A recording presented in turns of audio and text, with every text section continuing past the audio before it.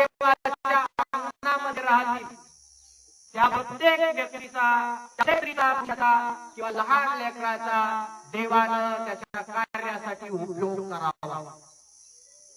रोज अपेक्षा ठेवा की प्रभू माझा उपयोग कर, मला वापर या जगामध्ये लोकांचं जीवन बदलण्यासाठी, मला अधिक वापर प्रभू, मला अजून उपयोगात आण प्रभू, कारण माझ्याद्वारे अनेकांचं जीवन बदलत आहे आणि जेवढ्या लोकांपर्यंत मी जाऊन पोहोचेल आणि ख्रिस्ताची सुवार्ता त्यांच्या कानापर्यंत माझ्याद्वारे जाईल, माझ्या जीवनाची टेस्टमनी जाईल, साक्ष जाईल, माझ्या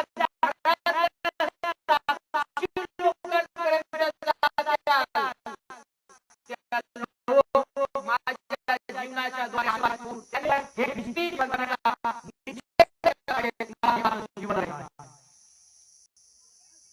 नहीं तो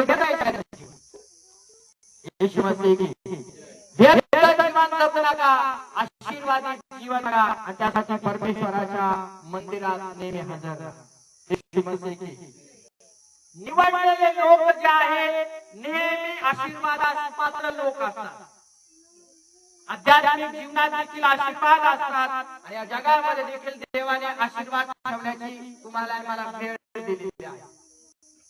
कधी तुमचा माझं लोक बदलता, कधी तुमचा माझं नशीब उजळल हे सांगता येत, कधी तुमचा माझं भाग्य बदल हे तुम्हाला सांगता येत नाही, मला सांगता येत।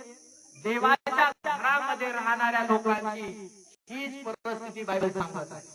देवाने जोपर्यंत ऑर्डर देत नाही मला संपूर्ण करण्याचे, त्याची पण वेळ ठरलेली असते आणि मग त्यामध्ये तुमच्या जीवनात, माझ्या जीवनात, येणाऱ्या लोकांच्या जीवनात जे पात्र लोक आहेत, है ना, पात्र म्हणजे काय, वेगळे केलेले, त्या लोकांच्या जीवनात त्यांचे देवाने दिलेले, ख्रिस्ताने दिलेले आशीर्वाद तुम्हाला मला बघायला मिळेल।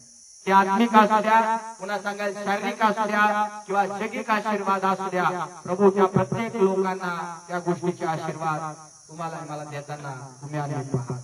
यीशु प्रभू की, यीशु प्रभू की। जे लोक देवाने निवडलेले आहेत किंवा वेगळे केलेले आहेत त्यांच्या जीवनामध्ये निराशा येत असतात, निराशा येत असतात, माझ्या